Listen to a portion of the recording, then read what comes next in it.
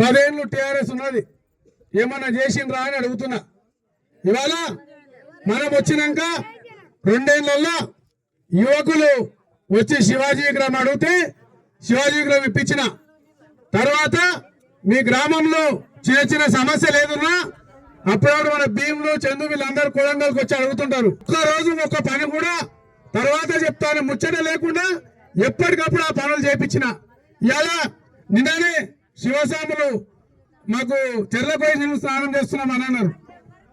దేవుని గుడి కాడ ఎలక్షన్ కోడ్ ఉన్నా ఏమున్నా మీరు చేసుకోండి నేను ఇస్తా అని చెప్పిన.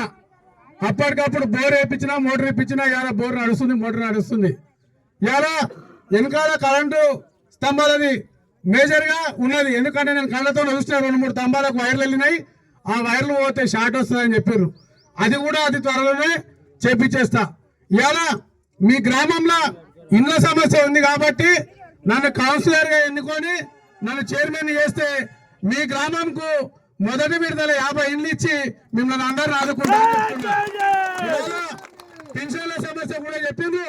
ఆ 10 మంది 15 మందికి పింఛన్లు, ఆ పింఛన్లు ఏప్రిల్ లో ఇస్తున్నారు కాబట్టి ఆ పింఛన్ల సమస్య కూడా తీరుస్తా అని చెప్తున్నా. ఇవాళ ముఖ్యంగా మీరందరూ పొలాలకు పోయే రోడ్లు ఉన్నాయి. ఆ పొలాలకు పోయే రోడ్లు మీ గ్రామం నుంచి ఎంత దూరమైనా సరే ఆ రోడ్లు మొత్తం వేయించే జిమ్మేదారు నేను తీసుకుంటా అని చెప్తున్నా. ఇవాళ మీ గ్రామంలో మీకు అందరి కళ్ళ ముందర పనులు నడుస్తున్నాయి. గతంలో ఉన్న కాంట్రాక్టర్ ఏడవడితే పైపులు వేసి దొమ్మి పోయిండు. అదంతా కాదని చెప్పి ఇప్పుడు ఉన్న కాంట్రాక్టర్ కు చెప్పిన ఊరు మొత్తం ఒకటే రకంగా మోర్లు ఉండాలి, ఒకటే రకంగా రోడ్లు ఉండాలి. ఎవరి ఇంటికాడ ఏం అవసరం ఉన్నా ఇంత పైప్ తుక్కులు పడితే మీరు తెచ్చారు కానీ ఆ ఇంట్లో అడగొద్దు అని కూడా చెప్పిన నేను. ఎవరి ఇంటికాడైనా సరే ఏ సమస్య ఉన్నా ఏదున్నా అర్ధరాత్రి అయినా అపరాత్రి అయినా మీ కష్టాలు తీర్చడానికే నేనున్నా అని చెప్తున్నా.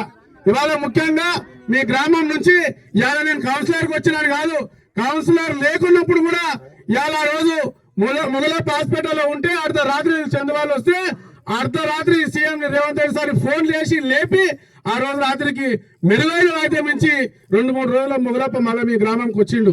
ఇవాళ ఏదున్న హాస్పిటల్ అయినా బడైనా గుడైనా ఇలా బడి విషయం చెప్పాను కానీ బడి విషయం నేను ఆల్రెడీ నేను కౌన్సిలర్ గా వస్తానో రానో నాకు తెలియదు కానీ ఆల్రెడీ మీ గుడికి మొత్తము మీ పాఠశాలకు 4 రూమ్లు అడిషనల్ గా శాంక్షన్ చేపించిన.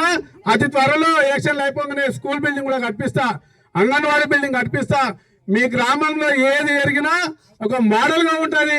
అందరు వచ్చి కొడంగల్ నుంచి కూడా వచ్చి గుండ్లకుంటారు చూసిపోయే పరిస్థితి నేను చేస్తా అని చెప్తున్నా. ఎందుకంటే నేను చైర్మన్ అయినా అంటే అన్ని వార్డులకు పంచేది నేనే.